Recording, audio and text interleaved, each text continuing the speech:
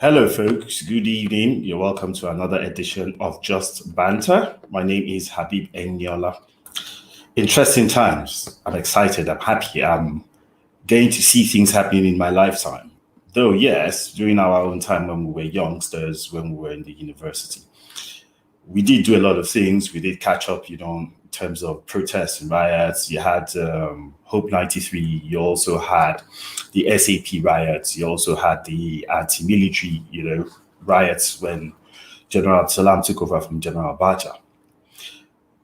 This largest age demographic in Nigeria, the 18 to 35, they've been the most docile that we have seen so far, and they're actually the most creative, funny enough. But finally, they've stood up. They decided to take the challenge, stand up, and speak truth to power. There was a massive, massive campaign, the NSAS campaign, and it has been successful. The IGP has finally prescribed, or should I say dissolved, the officers of the special anti-robbery units, both at the federal level and at each individual state level, including the Federal Capital Territory. Though a question still remains. Those officers have been redrafted into other units. Are they still not a menace? We'll find out in due course. But another reason why I'm so excited today, I have one of the foremost brand experts when it comes to tourism in Nigeria. Before people started talking about brands, I've heard her talking about brands, branding, and stuff like that forever. She has been at the forefront. She's done quite a lot of stuff. She won tons and tons and tons of awards. And she also owns a fashion label. Yeah. Fantastic woman, cerebral, intelligent, and beautiful. Her name is Clara Okoro. Hi, Clara. Hi, Habib. I was floating for those few seconds you were saying that. I was wondering if it was me.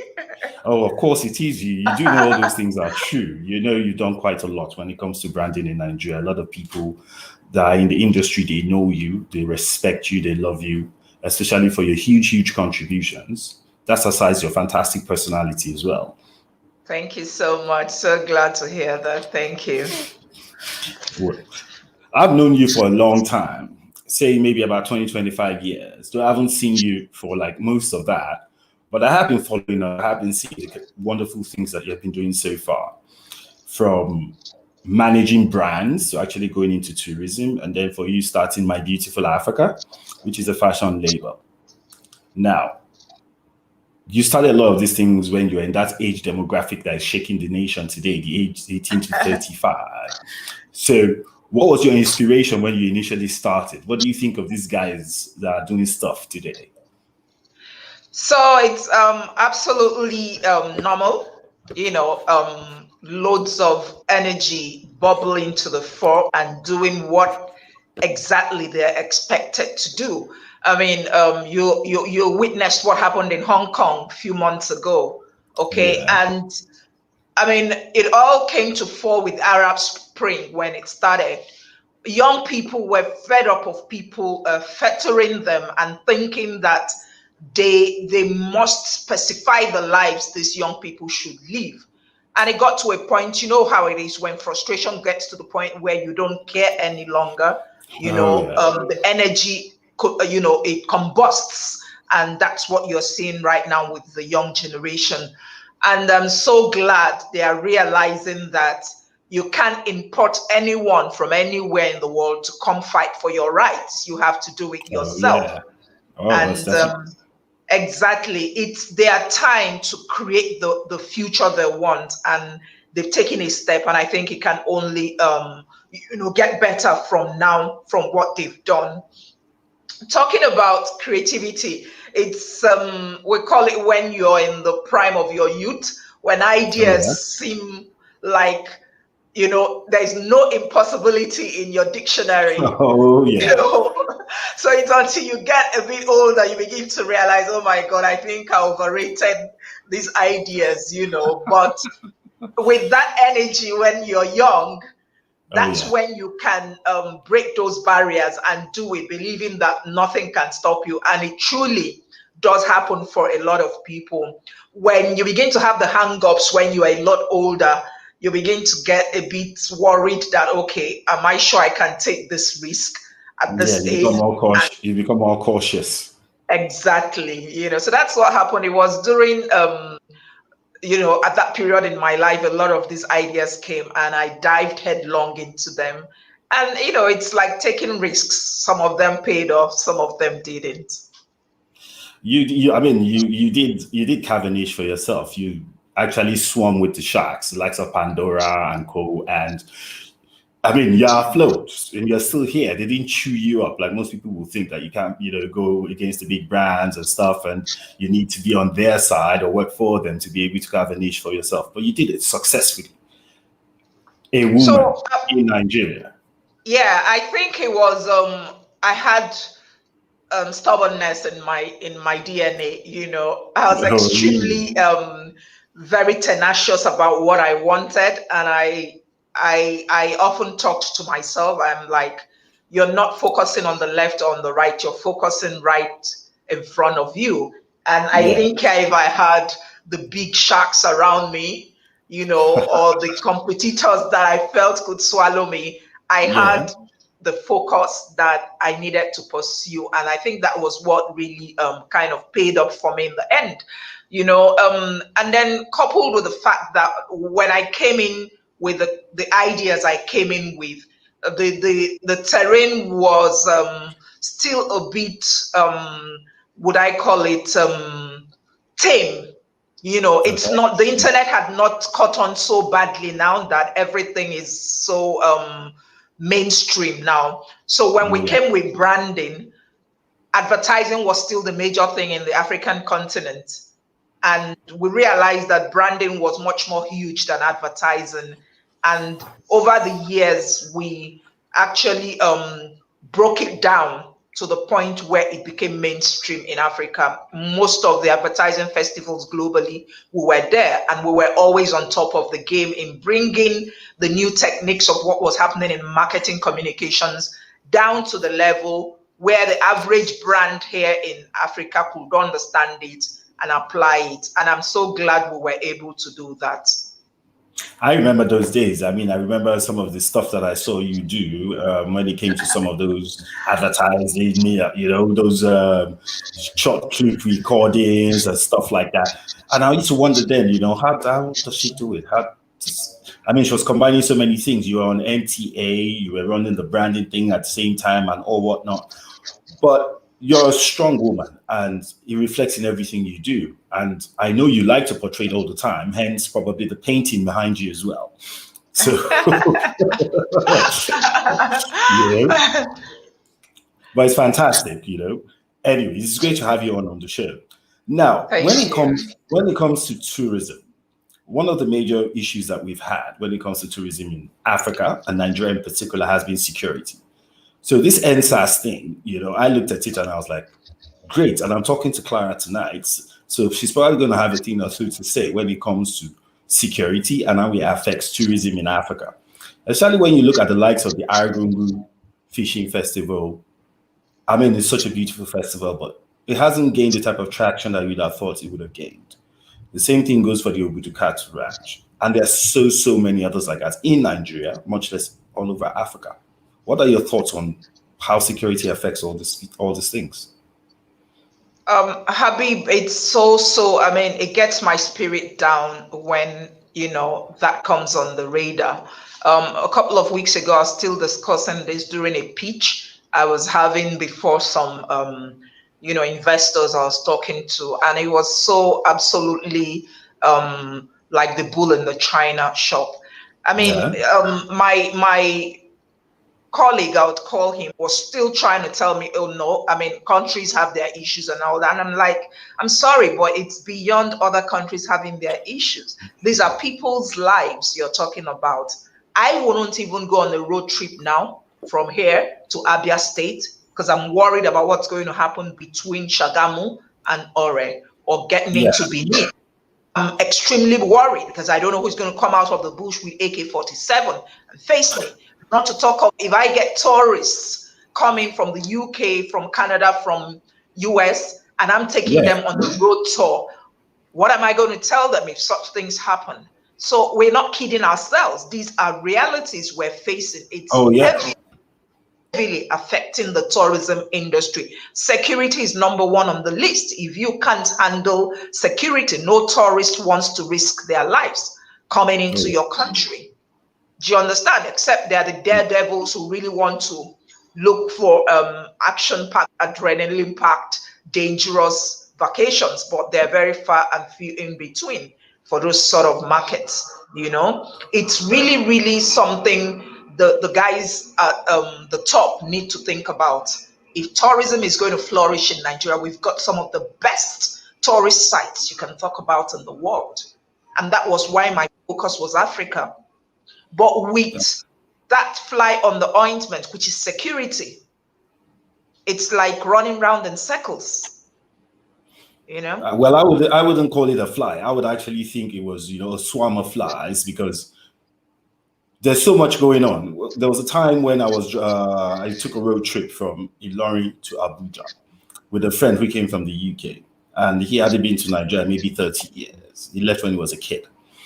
And he saw the beautiful landscape, and he was like, "What's going on? How come you don't have hotels in these bushy areas?" And I looked at him like, "Are you kidding me? How?" He said, "Yeah, I mean, tourists would love it. You just fly them from the airport, helicopter ride, land them in the middle of nowhere, blah blah blah blah blah blah. Yeah, you guys have got all the flora, you got the fauna, you got the animals, you got everything." And I'm like, "Look, Nigeria, the security issues are so deep. We don't even know where to start." Which was the truth at that time. Nobody knew exactly who to call to say, "Look, we have this challenge. There's a huge, massive sector out there that is untapped. You could build some fantastic resorts. You could have tourists coming in, doing different kinds of tours. But if we as Nigerians don't feel safe taking a road trip today, then who feels safe doing it?" So it's amazing that so many things are available in Nigeria. Yankari Game Reserve that we used to know growing up as a child, it's done. It's gone. The Ikogosi, hot and cold water springs, what has happened to it? And these are huge tourist potentials. There's a massive, massive revenue stream from there. But even your airports are a nightmare. And So what do we say? I'm wondering, is it that these guys don't see the picture? Or they don't understand the dynamics of the damages they're doing,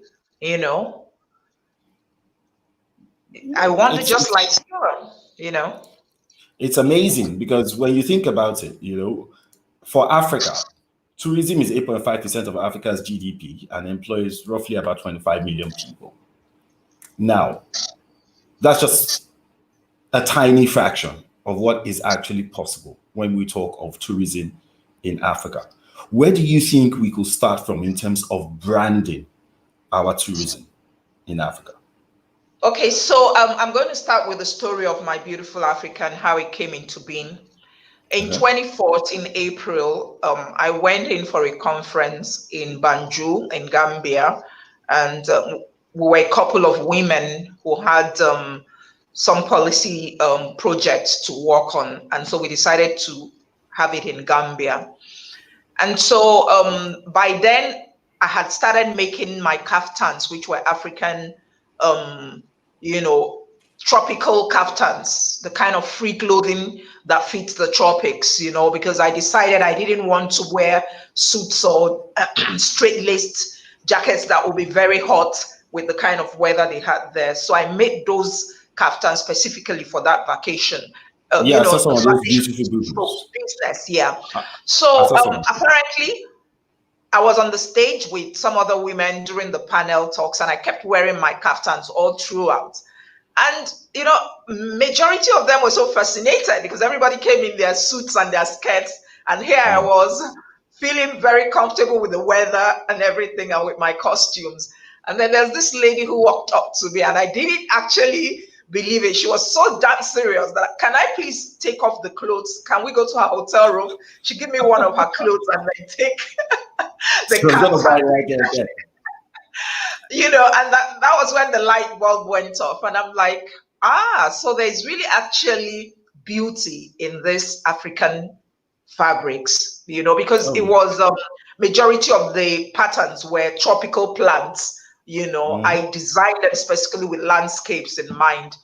And so that afternoon, after we had finished our sessions, I was walking back to my studio apartment, and I was taking, cognizance of my surroundings, because it was a beach town area. Our hotel was near the beach, and the flowers and everything. It was like a surreal moment. And I'm like, doesn't it just occur to me that not too many people are talking about the beauty of this continent? This whole beauty I'm seeing around me, it was a light bulb moment. Look, I think we can do something about it. If this woman found this clothing so beautiful, I could combine it with the landscape, and I could package Africa and teach people to begin to love it. Not the poverty stricken images that are shown on TV, but the beautiful dynamic landscapes with its gorgeous flowers, the beaches and everything, and then sell it as a brand to people to come to Africa, and that was the day the concept for My Beautiful Africa was born. It became a journey. First, I started it like a fashion label, but I began to understand that the travel was bigger. With the travel, we could then bring fashion under it. If you come for a vacation, we could sell our clothing and our organic products from Africa to you, and then you have that whole African experience. And it began to be, the passion that started to drive me, that if it was, I had traveled quite a lot, to other continents. And I'm like, I think I was shortchanging myself. There's so much beauty in this continent. And if it's the last thing I need to do, I'll put in my whole energy to market Africa as a destination for vacation. The reason is, I think there was fatigue setting in with always traveling to Europe, to the US, to the Caribbean for holidays. Let's try something different. And Africa was virgin territory. People can't understand that if you trek through the Namib desert or have campings in the night desert, it's an experience no one else can ever give you, And so these were the things that drove me to fight for that idea that Africa can actually be seen as beautiful, as opposed to all the negative press that it was getting. And I've begun work on it gradually. We're building up, and it's gaining momentum. And hopefully, in the long run, it could become, something that someone could see in catalogs and say, oh, okay, I want to go to a village somewhere in Abia State called Nigeria. And because we're using technology to drive our own business, when our visitors come, our tourists come, it becomes a seamless experience for them, as opposed to why they were often scared of coming to the continent, because from point A to point B might be a nightmare, and that's how we felt that, okay, we can gain traction with this vision, despite the challenges we'll be building. And somehow along the line, these challenges we talked about earlier, such as security, as it gives way, the vision will birth finally.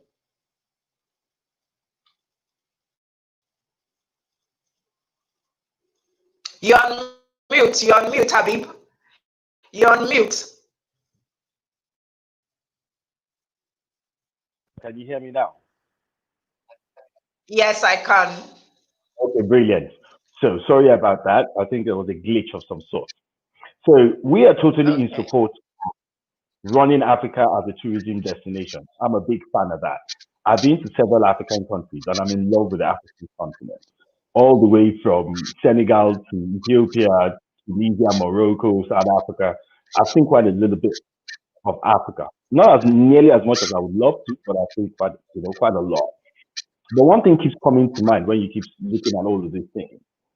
Africa keeps getting the bad press, regardless of how you try to rebrand Africa.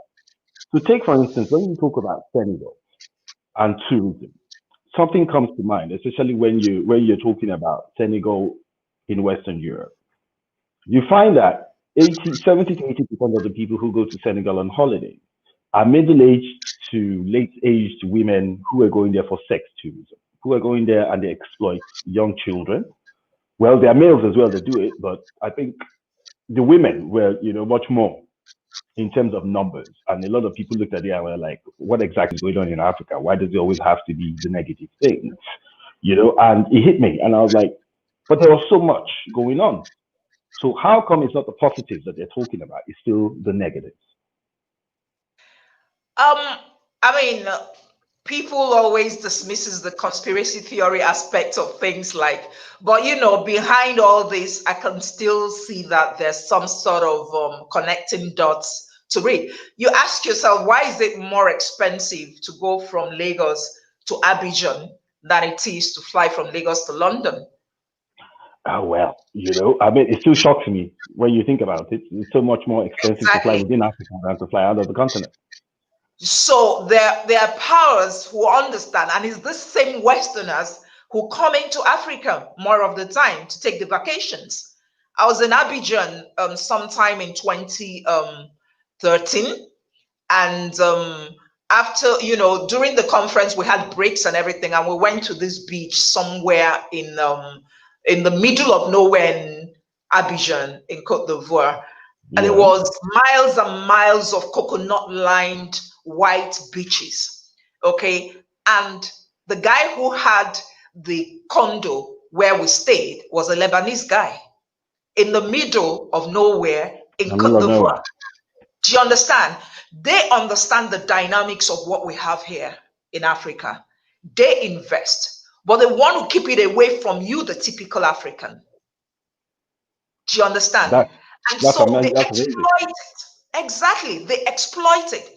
Now you talk about the demographics of those who come into places like Senegal or Gambia for sex tourism, because the young people haven't been marketed to, the millennials haven't been marketed to. By the time we begin to have Afro festivals, you know, in Africa, Yeah. by the time the likes of Akon builds the city he wants to build, and we begin to have festivals that appeal to millennials, you know, scattered around Africa, Lagos, Senegal, Cape Town, Johannesburg, Tanzania, Maldives, Zanzibar. By the time you market these locations to them with events that are interesting to them, they would come. But nobody's doing that yet efficiently, just scattered here and there when you go on the Yeah. internet as some, you understand. So it's Oh, yeah. basically a conscious effort to develop this particular market niche for this target audience we're talking about. By the time you create things that will appeal to them, they'll definitely come. As long as you assure them of their security and assure them of the fun they will have in those events, they would come. Oh, yes, I do agree with you. So, like on the screen, 1.7 trillion earnings in the sector for Africa in 2018. Sorry, only 1% of 1.7 trillion. So that's probably 17 million dollars. No, 170 million dollars that Which came is to Africa. paltry. It is Paltry. because okay, one of my favorite countries in the world is actually Tunisia. Tunisia, they actually have concerts that runs throughout the summer,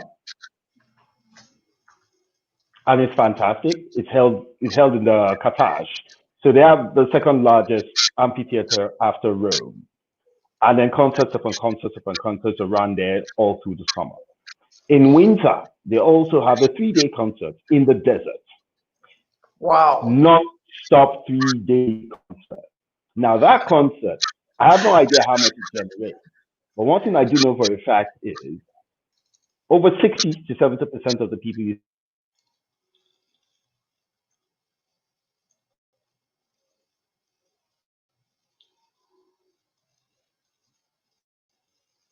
Sorry, you're hanging now. I think see at there's the a concert. Hello, can you hear me? yes, I can. So There was a glitch earlier. Yeah. yeah, so most of Tunisia's GDP is from tourism. That's where they make the most of their money from. Everything is centered around tourism, and it's so fantastic. So much so that Morocco is where most people know. A lot of people in this part of the world, West Africa and co, don't know about Tunisia. And Tunisia is a gem out and out. Is it the marketing that is the issue? I don't think so, because Tunisia is a sophisticated country. They're the closest to Europe, in my opinion, in terms of advancements. Everywhere you go is beautiful, it's clean, it's neat, it's well organized. But they have had issues with security at some point as well, because there were some terrorist organizations that went into a beach resort in the island city of Jeddah and shut up the place. The bad press was much, much more highlighted than the beauty of Tunisia. We still keep coming back to the same thing.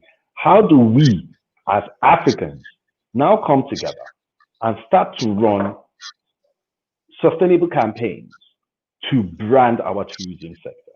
It's something that needs to be done, and we need experts like you to start to lead us, to show us how we can achieve these things. Well, you're quite absolutely correct. It has to be a concerted effort. You mentioned about the incident in Tunisia some years back, as I aware about that, the Thomas Cook, holiday makers who were in a beach somewhere. And then that's the difference between us and the Europeans. You heard about the terrorist attack in Paris some years back during a concert. But tourists are still going to Paris. Going to Paris. Do you understand? Yeah. And like I keep saying, these guys are so focused on making sure that their narratives are consistent, no matter the odds. Nothing can deviate from that narrative. So when these things happen with them, few days after, it's consigned to history and it's back to business as normal. The aircraft landed with the tourists. But the average African is so, would I call it, they're not so smart about how these things work. Do you know?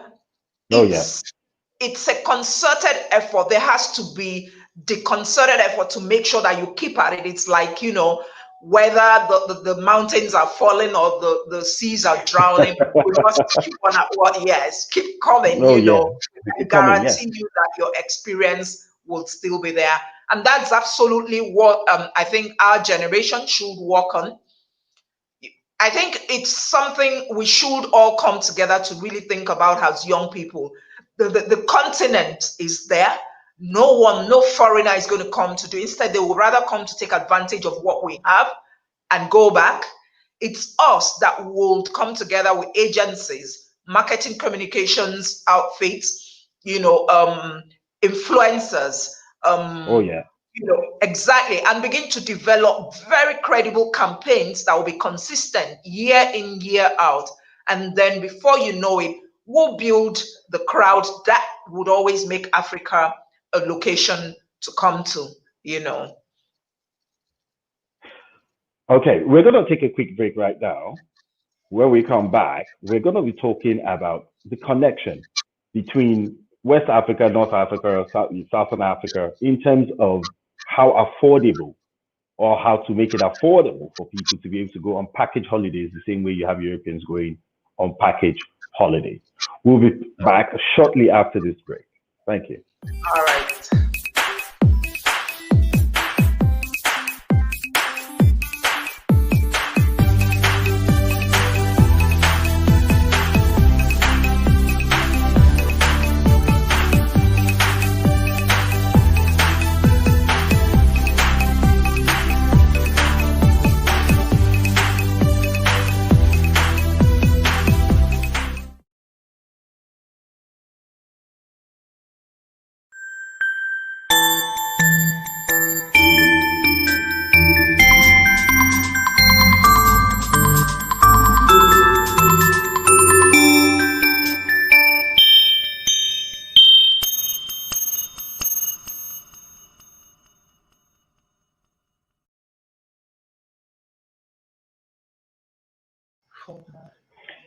Hi, folks. Okay. Good evening once again. If you're just joining us, you're welcome to another edition of Just Banter, a very exciting one because we're talking about tourism in Africa, the untapped potentials, and we're talking with Clara Okoro, who is one of the foremost experts when it comes to branding and tourism.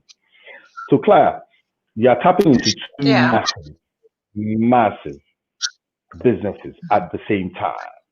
We are talking about branding on the one hand, and then talking about, well, let's remove branding. You're talking about tourism and fashion. Now, African fashion is expected to be about going to be about $420 billion industry by 2025. Then you also have the African tourism business with the potential of several $1 trillion a year. But we have this consistent nagging issue of flights from Lagos to, say, Ethiopia being much more expensive than flights from Lagos to London. How do we start, or where do we start from in trying to bring those costs down and making package holidays, for instance? So I'm thinking, like I keep saying, it's our generation who can bridge the gap. And that's where technology came into the picture for me. If we can get a lot more tech savvy young people create solutions that can actually make all these problems, de-escalate to the point where it will be a lot easier to get these packages at affordable cost. We can drive more travel into Africa. Technology is meant to solve problems. If we can Yeah, get investors, who can invest in, would I call it, airlines, just like you have okay. Ryanair and JetBlue and the kinds of them who Yeah, do the very budget airline. affordable jets within Africa, just for the purpose of tourism. I think Yeah, that definitely would drive the market. You did talk about the fashion aspect of it. And like I told you, we're first and foremost a travel tech company. And then under that is fashion. When our okay. people travel to Dubai, to Europe, to London, where do they go to? They make They a go shop. beeline for the shopping, the high Yeah, streets to do shopping, yeah. you know. Mm-hmm. So I had this idea that, okay, our flagship shop, it's going to be a place where you can walk into and have an experience. You're going to Yeah, find the tropical African kaftans that you do your shopping with, your raffia bags, the hats, very creative sort of hats, the organic items that you might not find in any other parts of the world. So you have a yeah, whole shopping experience with your trip to Africa. And coupled with that, you could do photo shoots if you want, so that when you yeah, get back home on your mantelpiece, you're going to have pictures of you in those clothings with those raffia hats, with the bags and everything, and it will become your African experience. So we combined all this together to make it a total 360 experience for the African vacations that we plan for people. And through technology, like we did say, if we can begin to work on problems, especially in that aspect of transportation, which is really the yeah. biggest, yes, it's one of the biggest, would I call it, Challenges. challenges, yes, rail and air, you know, it's the connections are very difficult. It's either you pay much more to go from Lagos to Ghana, and then decide to either take a bus, and in the process of taking a bus you're thinking, oh god, it's going to be a risk to drive all the Yeah, way from one point to another without encountering some sort of danger on the way. But I belong to an association called the Africa Tourism Board, and there are a couple of ministers of tourism all oh, of Africa, yes. And I head a subcommittee on the technology, innovation, and travel committee, and then we're now walking the talk, because the problem used to be that people do the talking all the time, which was one of the things that used to get me crazy. Why talk and talk, and then you have tons and tons of blueprints and you never execute them? yeah, But now, like I did talk about our generation, majority of those in our committees are people in our generation, and we're so eager to begin the work, not the talk anymore, and then we want to start the implementations. We're going to use technology to solve a lot of these problems, to fast track things, and by the time the ministers, who are also part of this organization, takes the blueprints to the meetings with their heads of states or their, national assemblies, it could then become policy, because we see that policy is the major issue. Once the laws are made and the investors feel secure, they can then come in and invest in a lot of these spaces, and then you see the movement begin to happen. So it's, a 360 pronged way that we're approaching it. Yeah, we do understand the massive potentials and the huge problems that technology can solve, because we are primarily a marketing technology company, and we also have a stake in a company that's doing something in the tourism sector, and we're going to combine our technological skills with their know-how and their connections and all that in a few African countries. We've had extensive talks. We've seen that technology can solve quite a few problems, but there are some problems that technology just would not solve. So take, for instance, when you talk of open skies agreement, when you talk of independent tour operators coming into the market, trying to hire airplanes and then trying to run their own tour packages. There are so many bottlenecks. What is something like your African Tourism Board? What are they going to do about stuff like that? Yeah, I do agree with you that it's quite challenging, and which was why I had told you earlier, that age that where much more laid back, all they just want to do is answer the titles that are given to them as presidents or heads of states, and yeah, the African Malay, where everybody just likes exactly, no so substance behind it. like I did say, it's getting much more competitive now. And take the guy in Rwanda and what he's doing. He's showing the path that it's actually possible, that you can walk this path, and it's possible, and it can be engineered, and it can happen. And we use them as examples, like the guy in Botswana as well, the guy in Tanzania. A couple of them are beginning to wake up. Even Ghana, look at the massive inflow of what happened in 2019 with the return, the year of return with Black Americans and all that. So they're now seeing blueprints being executed, and it's going to get to a momentum where countries will begin to compete, because like I did say, there is the travel fatigue in Europe and US. People are looking for new grounds that can offer new experiences. And I keep saying Africa is that continent. Gradually, the technology companies are also understanding that, look, it's where you have the most challenges that you can actually bring solutions to. And so the only thing is, once the investors are very sure of the security of their investments, they are willing to come. So I think, like, we're not going to back down. We're going to keep at it. And the talks are going on, the documents are being developed, and we're pushing even at the Africa Union level that, look, give us this and you'll be surprised. You have a young demographic of people who are yearning to go. And if you don't make these changes now for them to begin to come into the picture and take up their normal positions, it's going to be very difficult to curtail. If they move on to the other side of it in terms of crime and everything, it will be very difficult. So it's better you create the opportunities now for them with the sectors such as tourism and travel, and they find entertainment and to let loose their energies. It will be a lot better for a lot of African countries. So speaking of the African Union, you mentioned the African Union a few seconds ago. The African Free Trade Agreement, how do you think that is going to impact on tourism in Africa?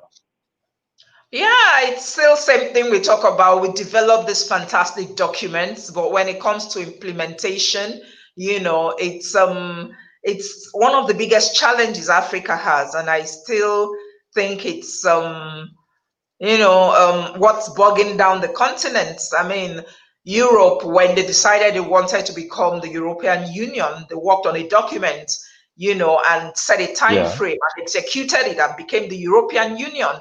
But here in Africa, every little village wants to be their own, little domain and doesn't want anybody else to be a part of it. So I think it's a mental challenge for the average African to let go, become the small fish in a big pond, rather than be the big fish in a tiny pond that can't even move around. And these are the barriers that are creating issues. But it doesn't still stop us from, moving ahead, talking to them, and gradually it's breaking down. I give you an example of what someone like Tony Elumelu of the Tony Elumelu Foundation. Yeah, with just as little as $5,000 to over 1,000 young Africans, he creates a new ecosystem of young entrepreneurs and the trickle effect it has in their environments.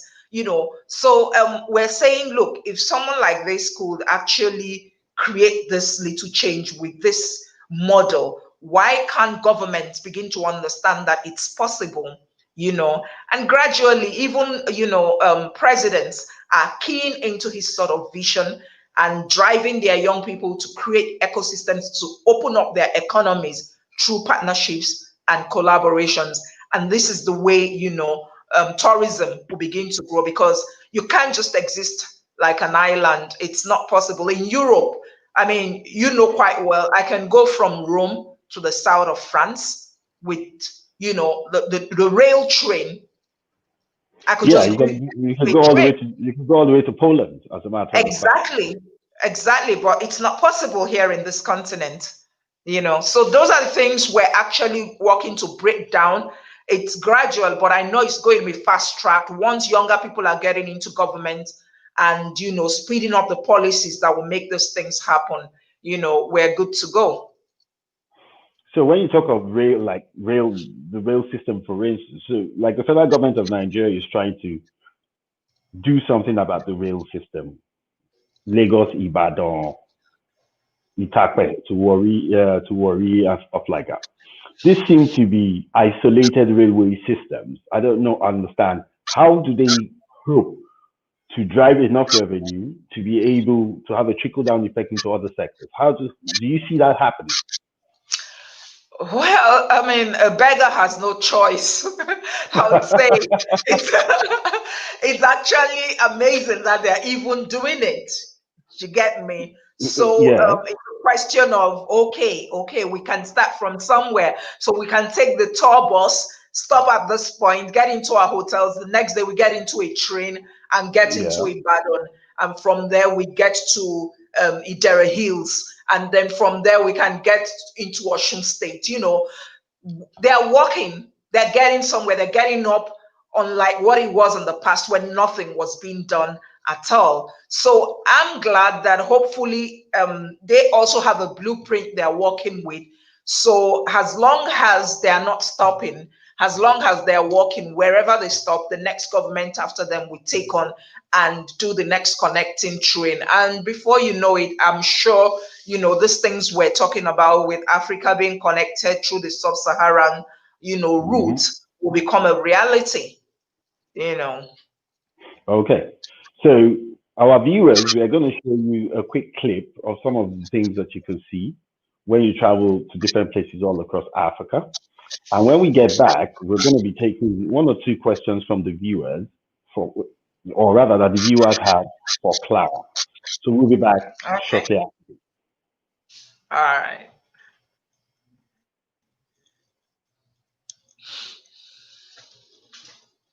Okay, what's going on? The video doesn't want to seem to play. Mr. Producer, what's going on? It's playing. It's playing, but there's no audio. What happened there? So now you can imagine the type of things that you can see all over Africa. It's unbelievable that there's so much beauty, and yet there's little to nothing going on. Look at that.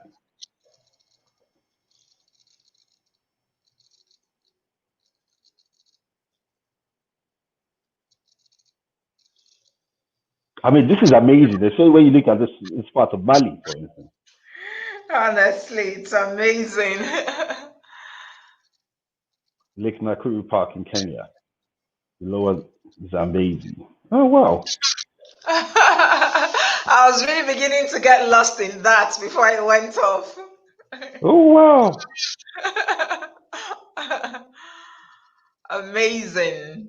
Amazing. Yeah, I mean, it's amazing the kind of stuff that you can see all over Africa. And I've noticed that you have so many, much more beautiful places in Africa than in Europe, especially when it comes to nature, natural landscapes, the mountains, the hills, the rivers, the lakes, Lake Zambezi, for instance. Is it Lake Zambezi or what they call? What's the name of that lake again?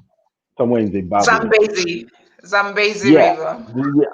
I mean, there's so many fantastic things to see, but yet we just find it too expensive to travel around to see it. So a You know? friend of mine pranked me some time ago, about 2 months ago, and he says, "Okay, I'll just give you like 5 minutes." And he began to, just like you showed these images now, and he began to Yeah. ask me, "Okay, can you tell me which country is this? Can you tell me?" I think I only just, two out of it I said was in Nigeria. By the time he was through, he asked me Yeah. that, "Do you know that all this scenery I showed you is in Taraba State in Nigeria?" My jaws literally dropped. I'm Really? telling you, honestly. You'll actually think you were in some remote area of Australia, or the scenery was really, really, really out of this world. And I'm like, this is in our backyard in Taraba State. It's Can you shocking, imagine? you know? So that's why one of the viewers, her name is Odunola Ajibola, is asking, where are the beachy spots in Nigeria?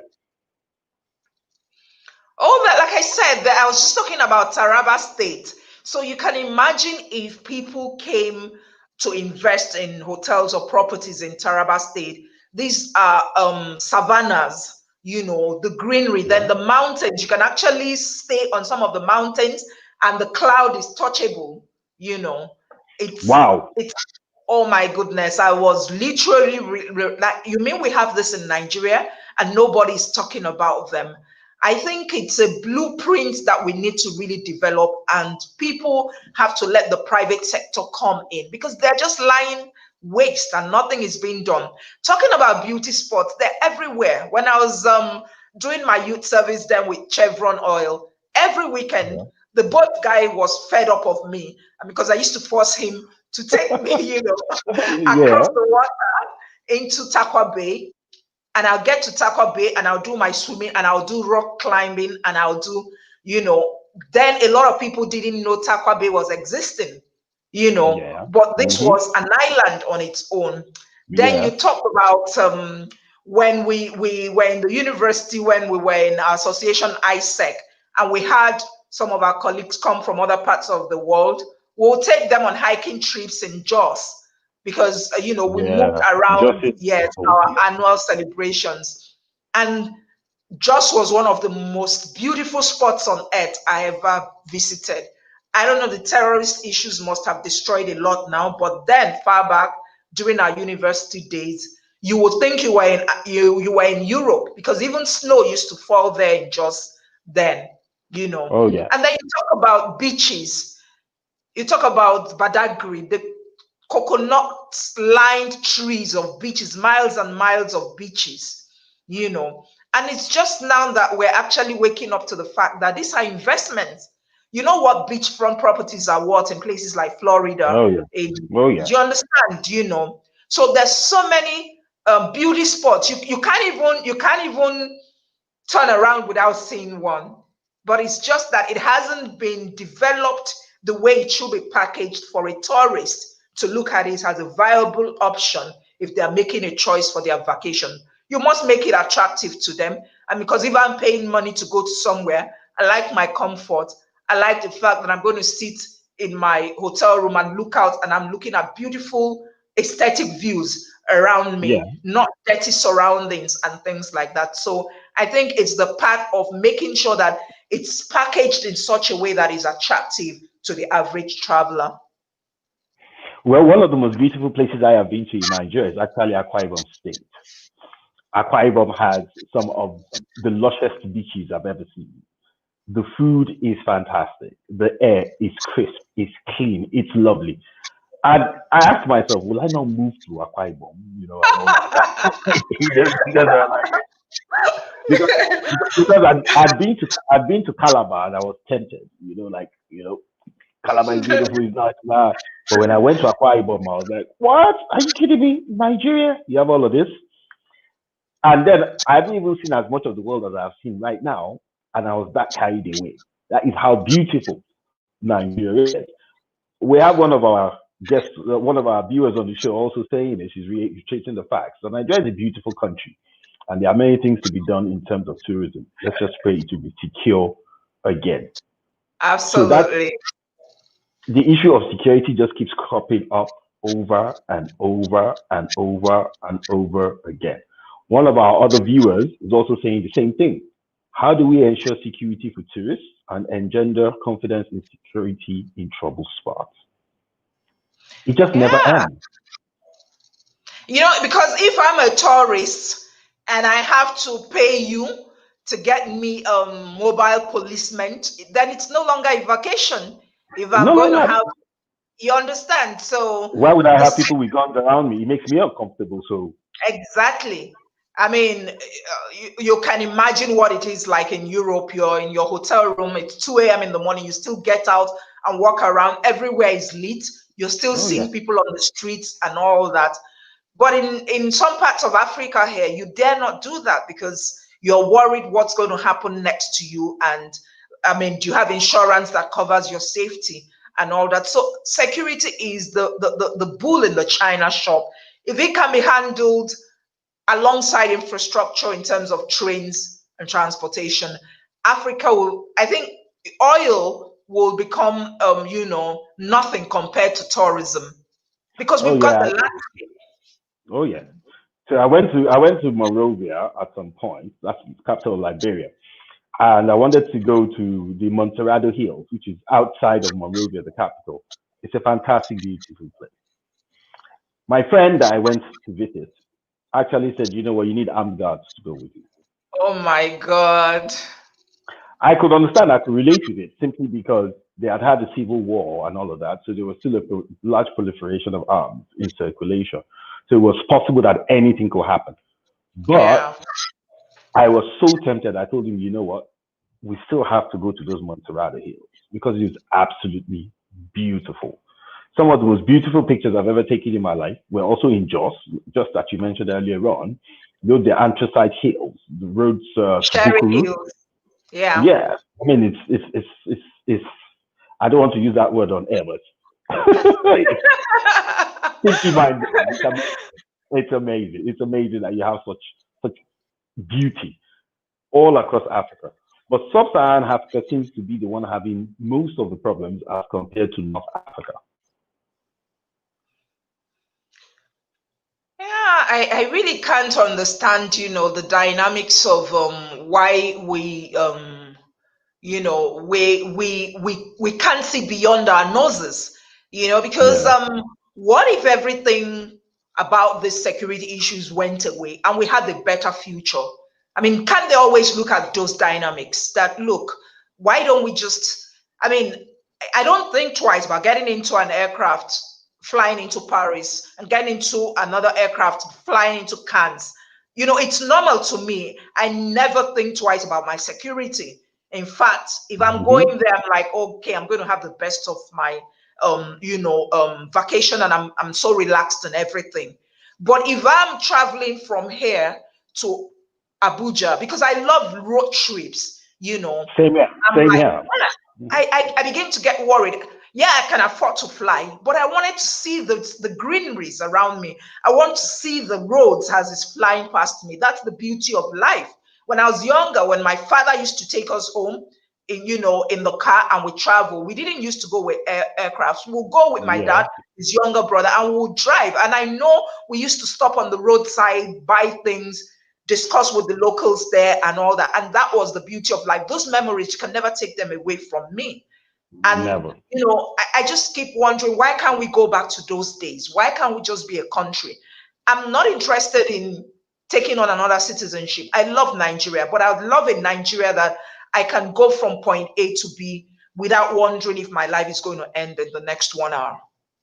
you know? Oh yeah, same here. I've traveled by road to practically every state in Nigeria. I think the only state I haven't been to that I truly don't know is Ebonyi State. But everywhere else, as a student, being young, being juvenile, nobody thought about it. So we just hop into the car. Let's go and see our friends in Maiduguri. From Maiduguri, so let's go and see our friends in Jos. From Jos, let's go and see our friends in Nsuka. From Nsuka, you're going to Calabar. And we kept on driving like that, year in, year out for so many years. And we had so much fun. And that is what has made us true Nigerians, because we now have a wide network of friends from everywhere, from all walks of life. I do hope as well that Nigeria will get to that point where we actually start to see sectors like tourism as being the way forward for Nigeria and for Africa. But Nigeria first, like one of our viewers said, as Nigerians, we should look, where's that comment again? She said, as Nigerians, we should focus on Nigeria. Nigeria for Nigerians first. So we need to start doing something about it. And I'm glad that something like this ends. These young people who it's their time to take on that responsibility, they were able to step forward, step to the plate, and they decided to take on the government by protesting and say, end SARS. They also have technology and influencers. So the combination of those two things, especially when it comes to influencers in the entertainment sector, there's so much that can be done, so much that can be achieved when it comes to tourism. We have exported our music, so they know us globally. Afrobeats is from Nigeria. So if we can now turn that around and start bringing people to start visiting us, maybe we need to start having festivals, like you said earlier on. Yeah. Then something good is bound to happen. Absolutely, I completely agree. I mean, when we were in the university, at we've actually ran Lagos, so to say. Every Yeah. weekend we were at one club or the other. Midnight, Mm-hmm. 3 a.m. We're on the roads in Lagos, and you Yeah. never thought twice about your security. So, I Never. mean, it was a different world we were growing up in then, and now you look back and like, so how are these young people living life? It's not fair on them. They're not even experiencing their country. Do you Not at understand? all. Yeah. Yes, and I think, like you said, they're waking up. They need to take back their country. Nigeria is a beautiful, wonderful place, and Oh, we need to fantastic. get this older generation of people to realize that it's not fair. Making the country unlivable for their children and the younger ones coming on after their children. We deserve a life to live and not like get worried that I'll step out of my house and I'm not coming back as a young man because some renegade who's been legitimized by being given a uniform and a gun decides that because I'm wearing dreadlocks or carrying a laptop that I Yeah. don't deserve to breathe. I mean, it's some of the most outrageous things you ever hear in the world, and they need to Yeah. really, really, think about this seriously. That it's damaging a lot of things they might not understand, and the mental, trauma takes years to get out because there's so many young people. I mean, we're online with them. They can never believe that anything good can come out of Nigeria. Oh But I yeah, told some them of them. I lived in the same country, and I can assure you there were great times I had, and it could come back again. It will definitely come back at some point. Maybe not in our lifetime, but it will happen. And I do pray that when we have strong women like yourself, you guys are major influencers when it comes to society. You'll be able to turn things around and make things happen. Clara, it's been an absolute pleasure having you on today. And it is no coincidence that we're actually having you on today because today also happens to be the International Day of the Girl Child. Yes, that's true. Oh yeah. So we love celebrating. We love celebrating when it comes to women because our belief is that if you don't have strong, well-heeled women, then you have no society at all. That's why we have been on a campaign for the past couple of months saying no to rape. And we're still on it and we're still gonna be on it till hopefully we're able to do something positive, impactful about rape. Trying to take out those massive numbers because it's a global pandemic. But in Nigeria, you have 1 out of 4 women before the age of 18 experiencing abuse. So we hope you join the campaign at some point. Just use the hashtag say no to rape, and say something. Let people know that you're totally against it. You're totally against that kind of crime. That's the crime against humanity. And we hope to see you again sometime soon on the show. We're gonna All play a short right. movie, a short video to celebrate the International Day of Of the the child. Child. Clara, thank you for coming on the I'm show. absolutely really thankful. Thank you so much, Habib. It's really been my pleasure being here on the show.